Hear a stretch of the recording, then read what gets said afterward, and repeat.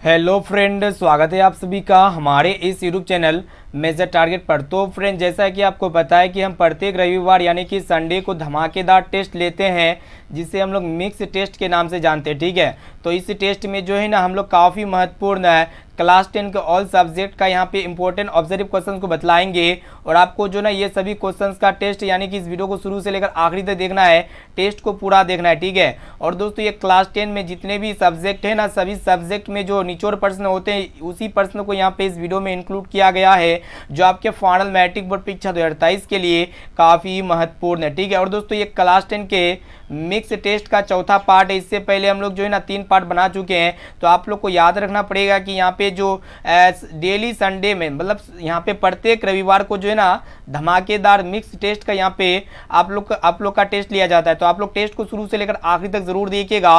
और दोस्तों इनके साथ साथ जो है ना हमारे वेबसाइट पे भी जो है ना संडे को यहाँ पे धमाकेदार टेस्ट चलता है। एक टेस्ट चलता है मतलब सुबह 7 बजे से शुरू होता है और दोस्तों एक टेस्ट आपका शाम 7 बजे से शुरू होगा। ठीक है, तो ये दोनों टेस्ट को आपको वेबसाइट में भी जाके देना है। ठीक है, तो फ्रेंड अगर आप यहाँ पे अभी तक 7 बजे वाला टेस्ट नहीं दिए हैं सुबह वाला, तो आप लोग वेबसाइट पे जाके दे सकते हैं या फिर इस वीडियो को खत्म होने के बाद आपको बताएंगे कि आप लोग 7 बजे वाला मिक्स टेस्ट कैसे दे सकते हैं ऑनलाइन। ठीक है, तो सबसे पहले यहाँ पे यूट्यूब पे जो टेस्ट चल रहा है ना, तो इसका टेस्ट को शुरू से लेकर आखिरी तक देखिए, क्योंकि इस टेस्ट में ऐसे क्वेश्चंस को इंक्लूड किया है जो आपके फाइनल मैट्रिक बोर्ड परीक्षा 2023 के बोर्ड परीक्षा में 100% गारंटीड पर्सन है। ठीक है, लड़ेगा ही लड़ेगा। तो फ्रेंड जल्दी से वीडियो को लाइक कर दीजिएगा, चैनल पर नए हैं ना तो प्लीज दोस्तों चैनल को सब्सक्राइब कर लीजिएगा, साथ में नोटिफिकेशन बेल आइकन आएगा, इसे प्रेस करके जो है ना ऑल पर जरूर सेलेक्ट कर लीजिएगा। ठीक है, तो चलिए शुरू करते हैं यहाँ पे आज के प्रथम प्रश्न से, जो कि यहाँ पे काफी महत्वपूर्ण प्रश्न के साथ वीडियो को प्रारंभ किया जा रहा है। देखिएगा क्या कराए कि यूरिया रक्त में कहां से प्रवेश करता है, बहुत ही महत्वपूर्ण है। तो यहाँ पे ऑप्शन ए में आपका दिया फेफड़ा से या फिर यकृत से या फिर श्वास नलिकाओं से, और ऑप्शन डी में आपका दिया हुआ वृक्क से। तो फ्रेंड है यूरिया जो होता है ना, ये शरीर का क्या होता है, अपशिष्ट पदार्थ होता है। ठीक है, ये यूरिया क्या होता है, रक्त में कहाँ से प्रवेश करता है, तो ये यकृत से प्रवेश करता है, यानी कि यहाँ पे बी वाला ऑप्शन जो है ना बिल्कुल ही करेक्ट आंसर हो जाएगा। अब चलिए फ्रेंड देखते हैं यहाँ पे नेक्स्ट क्वेश्चन। एक एक क्वेश्चन का आंसर जो है ना आप लोग लाइव चैट में कमेंट करने का कोशिश कीजिएगा और टेस्ट को शुरू से लेकर आखिरी तक जरूर दीजिएगा। तो फ्रेंड प्रश्न ये कराए कि रोजगार का क्षेत्र नहीं है, यानी कि यहाँ पे आपको बताना है कि कौन जो है ना रोजगार का क्षेत्र नहीं है। तो यहाँ पे ऑप्शन ए में आपका दिया उद्योग क्षेत्र या फिर कृषि क्षेत्र या फिर सेवा क्षेत्र, और ऑप्शन डी है जमीन। तो फ्रेंड यहाँ पे आपको बता देते हैं रोजगार का क्षेत्र यहाँ पे कौन कौन है, उद्योग क्षेत्र है, कृषि क्षेत्र है, और दोस्तों इनके साथ साथ सेवा क्षेत्र है। सेवा क्षेत्र में क्या क्या आते हैं, जैसे बैंकिंग हो गया, नौकरी हो गया, बीमा हो गया, LIC हो गया, ये सब क्या होते हैं कि सेवा क्षेत्र के अंतर्गत आते हैं। लेकिन दोस्तों ये जो जमीन होते हैं ना, ये रोजगार का क्षेत्र नहीं है, यानी कि यहाँ पे डी वाला ऑप्शन जो है ना बिल्कुल ही करेक्ट आंसर हो जाएगा।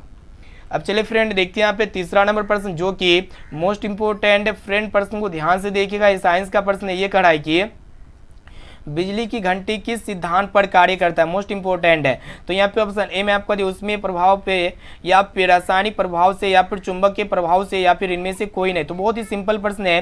तो फ्रेंड जो इलेक्ट्रिक बेल यानी कि विद्युत घंटी होता है ना, ये किस सिद्धांत पर कार्य करता है, ये जो कार्य करता है ना विद्युत चुंबकीय मतलब चुंबकीय प्रभाव सिद्धांत से कार्य करता है। ठीक है, यानी कि यहाँ पे सी वाला ऑप्शन जो है ना बिल्कुल ही करेक्ट आंसर हो जाएगा। और दोस्तों एक प्रश्न ये भी पूछे जाते हैं आपके बोर्ड परीक्षा में कि विद्युत धारा के किस प्रभाव पर कार्य करता है, तो उसमें प्रभाव पर कार्य करता है, साथ में इसमें आपको याद रखना है। ठीक है, तो यहाँ पे सी वाला ऑप्शन जो है ना करेक्ट आंसर हो जाएगा।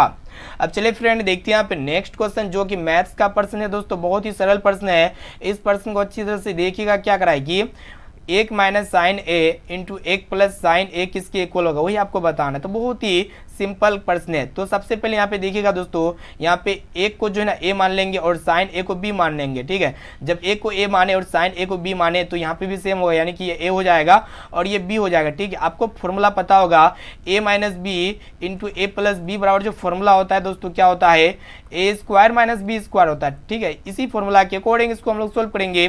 तो फ्रेंड यहाँ पे देखिएगा एक कौन है, एक है, तो यहाँ पे एक का स्क्वायर एक होता है क्योंकि यहाँ पे ए स्क्वायर है, फिर माइनस बी कौन है, तो साइन ए है, तो साइन ए का स्क्वायर हो जाएगा, यानी कि साइन स्क्वायर ए हो जाएगा। ठीक है, तो फ्रेंड हम लोग जानते हैं फॉर्मूला क्या होता है कि साइन स्क्वायर ए प्लस कोस स्क्वायर ए जो होता है ना एक के इक्वल होता है, किसके इक्वल होता है, एक के इक्वल होता है, इससे पता होना चाहिए। तो हम लोग यहाँ पे क्या करेंगे कि साइन स्क्वायर ए को एक की तरफ भेज देंगे, तो यहाँ पे आपका क्या बचेगा, कोस स्क्वायर ए बचेगा, ठीक है। तो कोस स्क्वायर ए बराबर क्या हो जाएगा, 1 माइनस साइन स्क्वायर ए हो जाएगा, क्या हो जाएगा, 1 माइनस साइन स्क्वायर ए।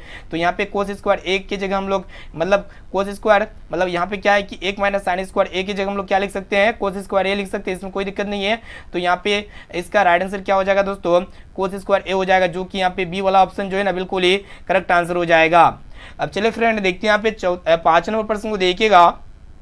तो फ्रेंड 5 नंबर प्रश्न जो कि मोस्ट इंपोर्टेंट है, ये प्रश्न जो है ना सामाजिक विज्ञान से लिया गया है और काफी बार पूछा जा चुका है। प्रश्न ये करा है कि मानव की न्यूनतम आवश्यकता है, काफी महत्वपूर्ण मोस्ट इंपोर्टेंट है। तो यहाँ पे ऑप्शन ए में आपका दिया रोटी कपड़ा और मकान, या फिर कपड़ा रोटी और सब्जी, या फिर रोटी फल और सब्जी, और ऑप्शन डी है तेल। तो फ्रेंड है मानव की जो न्यूनतम आवश्यकता होता है ना, क्या क्या होता है, रोटी कपड़ा और मकान होता है, इसे आपको याद होना चाहिए। यानी कि यहाँ पे ए वाला ऑप्शन जो है ना बिल्कुल ही करेक्ट आंसर हो जाएगा। और दोस्तों टेस्ट को शुरू से लेकर आखिरी तक जरूर दीजिएगा, इससे आपको जो है ना काफी हेल्प होने वाला है। तो फ्रेंड प्रश्न ये कराए कि नेत्र लेंस की फोकस दूरी कम हो जाने पर कौन सा दृष्टि दोष होता है, काफी महत्वपूर्ण है। तो फ्रेंड है जब नेत्र में लेंस की फोकस दूरी कम हो जाता है ना, तो नेत्र में क्या होता है कि निकट दृष्टि दोष से वो व्यक्ति पीड़ित हो जाता है।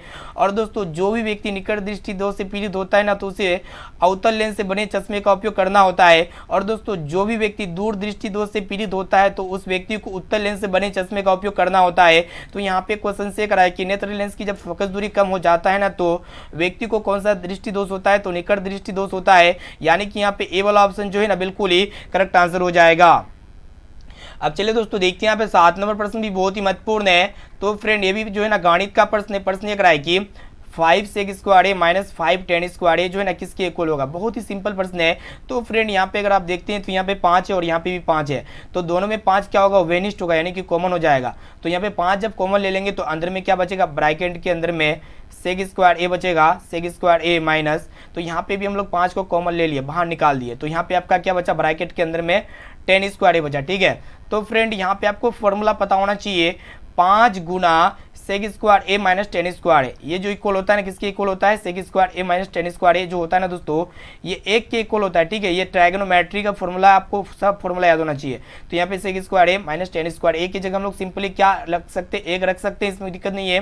तो यहाँ पे जब हम लोग 5 को 1 से गुणा करेंगे तो कितना हो जाएगा दोस्तों, 5 हो जाएगा, जो कि यहाँ पे ए ऑप्शन में दिया हुआ है। यानी कि यहाँ पे ए वाला ऑप्शन जो है ना बिल्कुल ही करेक्ट आंसर हो जाएगा, ठीक है। आप लोग कोशिश कीजिए कि हमसे जो है ना पहले आप जवाब दीजिए, एक क्वेश्चन का आंसर बताइए कमेंट करके। यहाँ पे जो है ना सभी विद्यार्थियों का यहाँ पे कमेंट हम लाइव पढ़ रहे हैं, इसलिए आप लोग जो है ना एक क्वेश्चन का आंसर देने का कोशिश कीजिएगा दोस्तों। तो फ्रेंड देखिए यहाँ पे 8 नंबर प्रश्न क्या कराए कि विष के दांत कहानी के मुख्य पात्र कौन है। ये प्रश्न जो है ना बहुत ही महत्वपूर्ण है और ये हिंदी का प्रश्न है, ठीक है।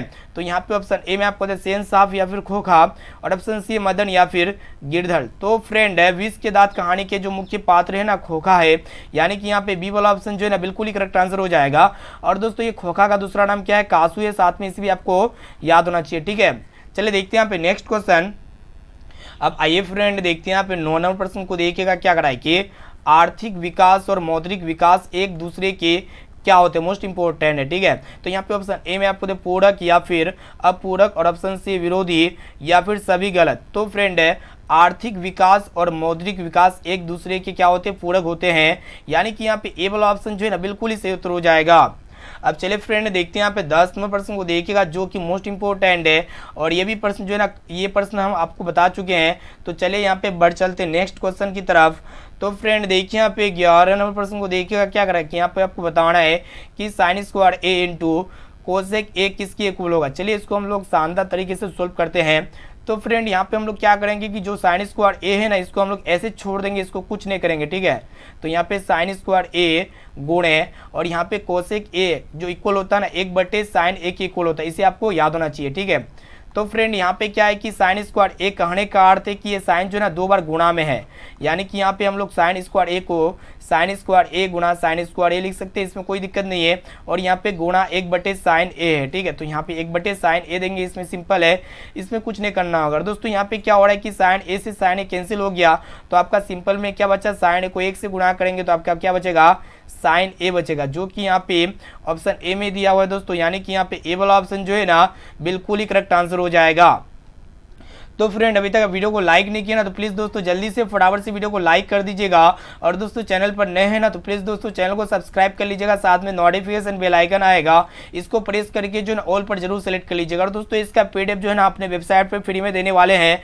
हमारा टीम जो है ना यहाँ पे डेली आपके लिए मेहनत कर रहा है, कंटिन्यू वेबसाइट पे वर्क चल रहा है। तो यहाँ पे जो है ना हमारे वेबसाइट पे डेली यहाँ पे वर्क चल रहा है। इनकी वजह से आपको जो है ना सब्जेक्टिव टाइप क्वेश्चंस हो गया, ऑल सब्जेक्ट का यहाँ पे long type short type free में नोट्स मिलने वाला है, नोट्स वगैरह सब कुछ यहाँ पे फ्री में मिलेगा। और दोस्तों यहाँ पे जैसा कि आपको पता है जो भी पुराने विद्यार्थी है ना तो वो टेस्ट रेगुलर देते हैं, और आप जो नए विद्यार्थी हैं टेस्ट देने नहीं आता है ना तो आप लोग वीडियो को शुरू से लेकर आखिरी तक देखिए, आपको ये बता दिया जाएगा कि आप ऑनलाइन इजीली टेस्ट कैसे दे सकते हैं और बोर्ड परीक्षा में 480 प्लस स्कोर कैसे ला सकते हैं। ठीक है, तो फ्रेंड चलिए देखते हैं यहाँ पे नेक्स्ट क्वेश्चन की ओर बढ़ते हैं।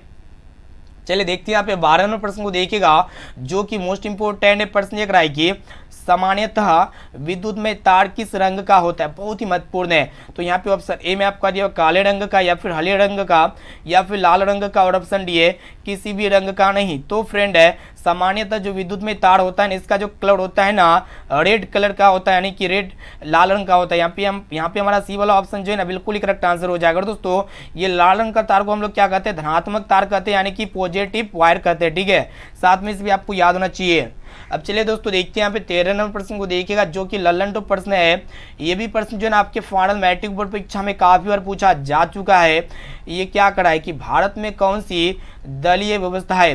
तो यहाँ पे ऑप्शन ए में आपको दिया हो एक दलीय व्यवस्था, या फिर द्विदलीय व्यवस्था, और ऑप्शन सी है त्रिदलीय व्यवस्था, या फिर बहुदलीय व्यवस्था। ठीक है, तो फ्रेंड भारत में जो है ना बहुदलीय व्यवस्था यानी कि बहुत सारे दल है भारत में। यहाँ पे डी वाला ऑप्शन जो है ना बिल्कुल ही करेक्ट आंसर हो जाएगा। चलिए दोस्तों देखते हैं यहाँ पे 14 नंबर प्रश्न को देखिएगा जो कि बहुत ही महत्वपूर्ण है। यहाँ पे आपको बताना है कि यदि अल्फा बराबर बीटा बराबर 45 डिग्री हो तो साइन अल्फा प्लस बीटा का मान क्या होगा। बहुत ही सिंपल प्रश्न है, अल्फा बीटा के इक्वल है, और दोस्तों बीटा यानी कि अल्फा और बीटा का मान कितना है 45 डिग्री मान है। ठीक है, दोनों का मान वैल्यू यहाँ पे बराबर इक्वल है।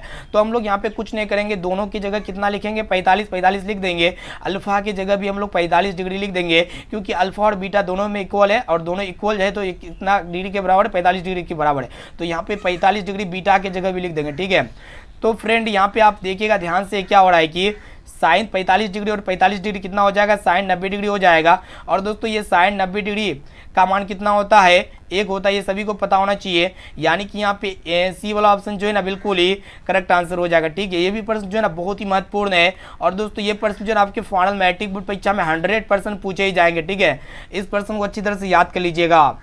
अब चलिए दोस्तों देखते हैं हमें 15 नंबर प्रश्न को देखिएगा जो कि लल्लन टॉप प्रश्न है। दोस्तों प्रश्न ये कराए कि मेंडल ने अपने प्रयोगों के लिए कितने विकल्पी लक्षणों का अध्ययन किया। बहुत ही महत्वपूर्ण है और 100% ये प्रश्न पूछे जाएंगे। ठीक है, तो मेंडल ने अपने प्रयोगों के लिए कितने विकल्पी लक्षणों का अध्ययन किया था, 3 या फिर 5, और ऑप्शन सी है 7 या फिर 14। तो फ्रेंड मेंडल ने अपने प्रयोगों के लिए जो है ना 7 विकल्पी लक्षणों का अध्ययन किया था। यहाँ पे सी वाला ऑप्शन जो है ना बिल्कुल ही करेक्ट आंसर हो जाएगा।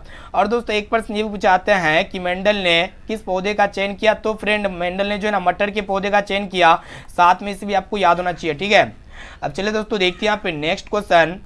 अब आइए दोस्तों देखते हैं यहाँ पे 16 नंबर प्रश्न क्या कराएगी। ये भी प्रश्न जो है ना काफी महत्वपूर्ण है।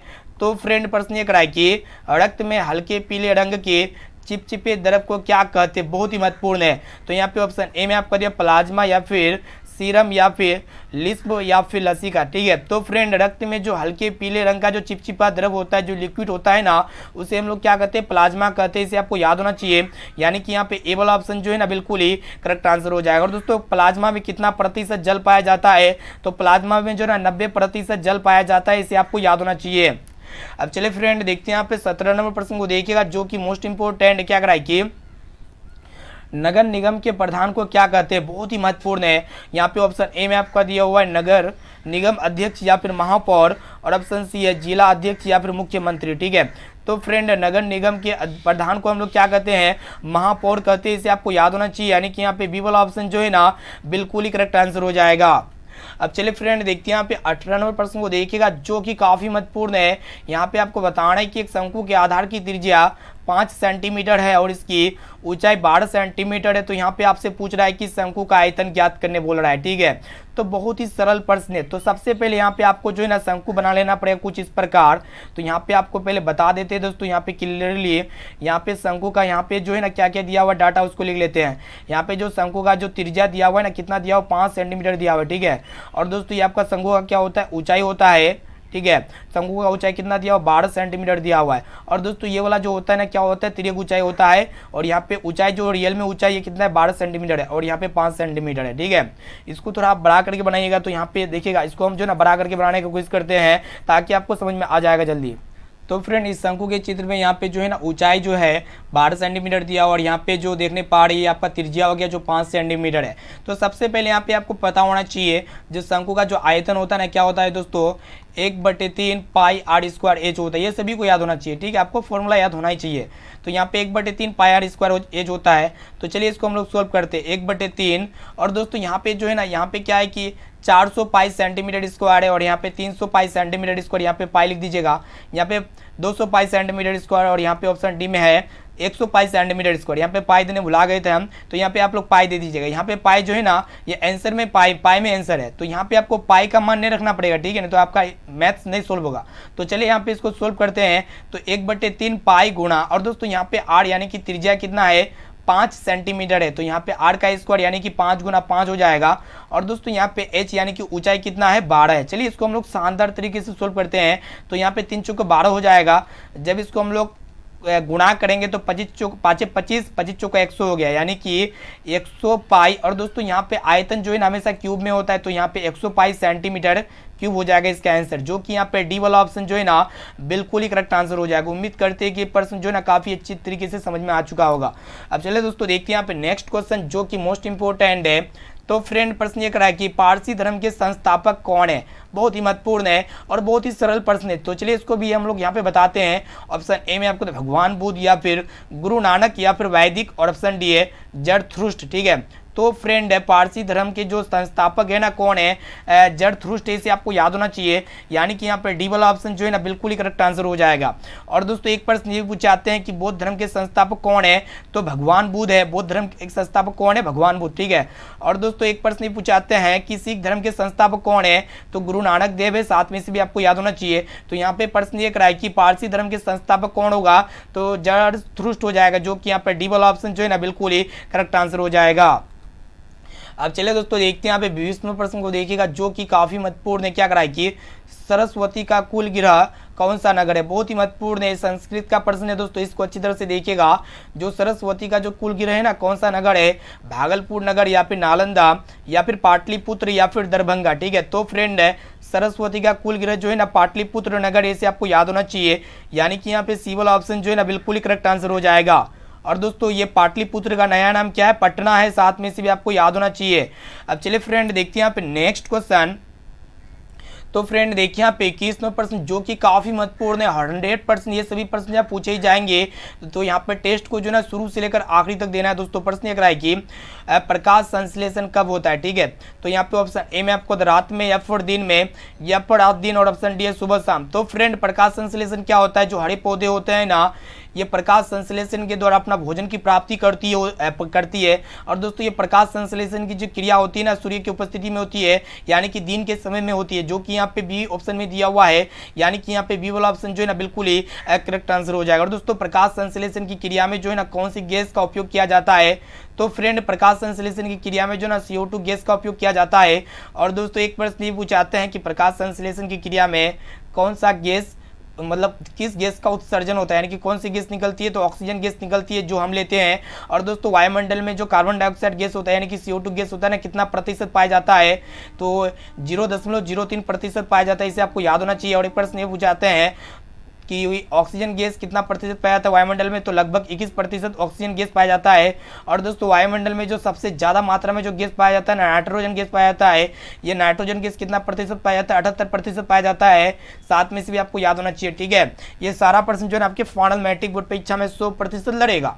तो फ्रेंड देखिए यहाँ पे 22वें प्रश्न को ध्यानपूर्वक देखिएगा। प्रश्न ये कराए कि मोल उपलब्ध कराती है वस्तुओं को अलग अलग स्थान पर, या फिर कुछ वस्तुएं या फिर एक ही स्थान पर, या फिर चुनी हुई वस्तु है। तो फ्रेंड मोल जो उपलब्ध कराती है ना वस्तुओं को एक ही स्थान पर कराती है, ठीक है, इसे आपको याद होना चाहिए। यानी कि यहाँ पे सी वाला ऑप्शन जो है ना बिल्कुल ही करेक्ट आंसर हो जाएगा। दोस्तों मोल कौन सी सेवाएं है ये, तो दोस्तों ये मोल जो है ना ये गैर सरकारी सेवा, ठीक है, जिसे हम लोग प्राइवेट सरकारी कहेंगे, ठीक है, गैर सरकारी सेवा।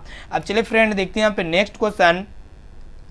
तो फ्रेंड देखिए यहाँ पे 23वां प्रश्न क्या कराया कि यदि किसी वर्ग का विकर्ण 16√2 सेंटीमीटर है तो वर्ग की भुजा ज्ञात कीजिए। बहुत ही सिंपल प्रश्न है। तो फ्रेंड वर्ग की सभी भुजाएं क्या होती है, आपस में बराबर होती है और प्रत्येक कोण जो है ना 90 डिग्री का होता है, ठीक है। तो यहाँ पे जो डाटा दिया उसको लिख लेते हैं। तो फ्रेंड वर्ग का विकर्ण कितना दिया हुआ है 16√2 है, ठीक है, वर्ग का विकर्ण कितना है 16√2 है। तो यहाँ से आपसे पूछ रहा है कि वर्ग की भुजा ज्ञात करना है, यानी कि ये चारों भुजा आपको ज्ञात होना चाहिए, ठीक है। तो चलिए इसको हम लोग सोल्व करते हैं दोस्तों। तो सबसे पहले यहाँ पे आपको फॉर्मूला याद होना चाहिए वर्ग की विकर्ण। तो फ्रेंड वर्ग की विकर्ण यहाँ पे कितना दिया उसको लिख लेते हैं। पहले कितना दिया हुआ है 16√2 लिखा दिया हुआ है, ठीक है। तो फ्रेंड वर्ग का जो विकर्ण होता है ना क्या होता है √2 गुना भुजा होता है, ठीक है। ये किसके इक्वल हो जाएगा 16√2 के इक्वल हो जाएगा, ठीक है। तो फ्रेंड यहाँ पे √2 गुना में ना, तो यहाँ पे हम लोग क्या करेंगे, ये जब भुजा को यहीं पे रहने देंगे तो ये गुना में होगा तो उधर जाएगा तो क्या होगा बट्टे के फॉर्म में हो जाएगा, यानी कि 16√2 बटे √2। तो फ्रेंड यहाँ पे √2 से √2 कैंसिल हो जाएगा तो आपका कितना आया 16 आया, ठीक है, 16 सेंटीमीटर। तो यहाँ पे हमें प्राप्त हो चुका है भुजा, ठीक है, भुजा कितना प्राप्त हो गया 16 सेंटीमीटर प्राप्त हो गया। बहुत ही ईजी है। तो यहाँ पे ऑप्शन ए में आपका दिया 16 सेंटीमीटर, जो कि यहाँ पे ए वाला ऑप्शन जो है ना बिल्कुल ही करेक्ट आंसर हो जाएगा। अब चलिए दोस्तों देखते हैं यहाँ पे 24वां प्रश्न को देखिएगा, जो कि लल्लन टॉप प्रश्न है दोस्तों। प्रश्न एक रहा है कि किस गवर्नर जनरल के समय 172 दारिस नामक सोने का सिक्का मिला। बहुत ही महत्वपूर्ण है और 100% ये प्रश्न पूछे जाएंगे इस बार आपके फाइनल मैट्रिक बोर्ड परीक्षा में, ठीक है। तो यहाँ पे जितने भी टेस्ट है सीरीज यहाँ पे स्टार्ट हो चुका है ना, मिक्स ऑनलाइन टेस्ट है जिसे आप लोग कह सकते हैं मिक्स टेस्ट, जो ऑल सब्जेक्ट का यहाँ पे करा रहे हैं, इसको जरूर कीजिएगा क्योंकि इसी से सारा का सारा प्रश्न जो है आपके फाइनल मैट्रिक बोर्ड परीक्षा के लिए गेस किया जाता है और 100% लड़ेगा ही लड़ेगा, ठीक है। तो यहाँ पे संडे को क्या होता है कि सबका कोचिंग वगैरह बन रहा था, तो आप लोग ऑनलाइन पढ़िए दोस्तों, दिल से पढ़ाई कीजिए। तो यहाँ पे हम जो है ना हम आपके साथ एग्जाम टाइम तक, ठीक है। तो यहाँ पे 21 गवर्नर जनरल के समय 172 दारिस नामक सोने का सिक्का मिला था। तो यहाँ पे देखिएगा कर्जन या फिर विलियम वेंटिंग या फिर डालहौजी और ऑप्शन डी हेस्टिंगस, ठीक है। तो फ्रेंड हेस्टिंगस गवर्नर जनरल के समय जो है ना 172 दारिस नमक सोने का सिक्का मिला था, इसे आपको याद होना चाहिए। यानी कि यहाँ पे डी वाला ऑप्शन जो है ना बिल्कुल ही करेक्ट आंसर हो जाएगा। अब चलिए दोस्तों देखते हैं 25वां प्रश्न को देखिएगा क्या कर रहा है कि अशांति मानवता का क्या कर रही है। बहुत ही महत्वपूर्ण है। तो यहाँ पे ऑप्शन ए में आपको उन्नति या फिर विनाश और ऑप्शन सी ऊपर या फिर नीचे। तो फ्रेंड है अशांति मानव का जो है ना विनाश कर रही है, यानी कि यहाँ पे बी वाला ऑप्शन जो है ना बिल्कुल ही करेक्ट आंसर हो जाएगा। ये भी प्रश्न जो है ना 100% पूछे जाएंगे, इसलिए जो है दोस्तों एक एक क्वेश्चन को याद कर लीजिएगा, ठीक है। चलिए दोस्तों देखते हैं अब 26वां प्रश्न को देखिएगा। तो फ्रेंड 26वां प्रश्न क्या कर रहा है कि इथाइल अल्कोहल किस प्रकार के शोषण में बनता है। बहुत ही महत्वपूर्ण है। तो यहाँ पे ऑप्शन ए में आपको दे वायवीय शोषण में या फिर अवायवीय शोषण में या फिर दोनों में या फिर इनमें से कोई नहीं। तो फ्रेंड है ये जो इथाइल अल्कोहल होते हैं ना, सबसे पहले यहाँ पे आप लोग समझिएगा जो अवायवीय शोषण होते हैं किसे कहते हैं अवायवीय शोषण। तो फ्रेंड है अवायवीय शोषण जो होता है ना ये ऑक्सीजन के ऑक्सीजन की अनुपस्थिति में संपन्न होती है। और दोस्तों ये जो वायवीय शोषण होता है ना क्या होता है कि ऑक्सीजन की उपस्थिति में संपन्न होती है और ये ऑक्सीजन की अनुपस्थिति में संपन्न होती है अवायवीय शोषण, ठीक है। तो इथाइल अल्कोहल में क्या होता है कि अवायवीय शोषण होता है, ठीक है, अवायवीय शोषण बनता है। यानी कि यहाँ पे बी वाला ऑप्शन जो है ना बिल्कुल ही करेक्ट आंसर हो जाएगा। अब चलिए दोस्तों देखते हैं यहाँ पे 27वां प्रश्न को देखिएगा। देखिए यहाँ पे 27वां प्रश्न क्या करा है कि आर्थिक विकास के मुख्य क्षेत्र है। तो यहाँ पे ऑप्शन ए में आपको 1 या फिर 2 या फिर 3 और ऑप्शन डी है 4, ठीक है। तो फ्रेंड आर्थिक विकास का जो मुख्य क्षेत्र कितने हैं 3 क्षेत्र है, इसे आपको याद होना चाहिए दोस्तों। यहाँ पे सी वाला ऑप्शन जो है ना बिल्कुल ही करेक्ट आंसर हो जाएगा। अब चलिए फ्रेंड देखते हैं यहाँ पे 28 नंबर प्रश्न को देखिएगा। ये प्रश्न जो है ना इस तरह के प्रश्न आपके फाइनल मैट्रिक बोर्ड परीक्षा में 100% लड़ेगा ही लड़ेगा, गारंटीड ये सभी प्रश्न है। तो यहाँ पे देखिएगा क्या है कि 4,2,5,2,0,3,2,3 का बहुलक निकालना है, ठीक है। तो फ्रेंड यहाँ पे देखिएगा बहुलक जब भी निकालने बोलेगा ना तो यहाँ पे कुछ डाटा दे देगा, बोलेगा कि इसका बहुलक क्या होगा, ठीक है। तो फ्रेंड बहुलक क्या होता है कि ये सीरीज है, इस सीरीज में अगर देखा जाए जो सबसे ज़्यादा बार रिपीट होगा ना वही उसका बहुलक होगा। तो फ्रेंड ये 4 जो है ना एक ही बार है और यहाँ पे 2 कितना बार, 1 बार है, 2 बार, 3 बार, यानी कि 2 3 बार है, ठीक है। और दोस्तों यहाँ पे 5 कितना बार है, 5 एक ही बार है, और यहाँ पे 3 कितना बार है, 2 बार है। तो यहाँ पे सबसे हाईएस्ट बार कौन है, तो 2 है, तो इसीलिए इसका बहुलक कितना हो जाएगा, 2 हो जाएगा, जो कि यहाँ पे बी वाला ऑप्शन में दिया हुआ है। यानी कि यहाँ पे बी वाला ऑप्शन जो है ना बिल्कुल ही करेक्ट आंसर हो जाएगा। तो बहुलक आपको अच्छी तरह से समझ में आ चुका होगा। बहुलक उसको कहते हैं जो इस सीरीज में जो सबसे ज़्यादा बार रिपीट हो। तो यहाँ पे 2 3 बार है, और यहाँ पे 4 एक बार है, और दोस्तों यहाँ पे 5 एक ही बार है, और 3 2 बार है। तो सबसे ज़्यादा बार कौन है, 2, इसलिए इसका बहुलक कितना हो जाएगा, 2 हो जाएगा। सिंपल कॉन्सेप्ट है। चलिए दोस्तों देखते हैं यहाँ पे नेक्स्ट क्वेश्चन।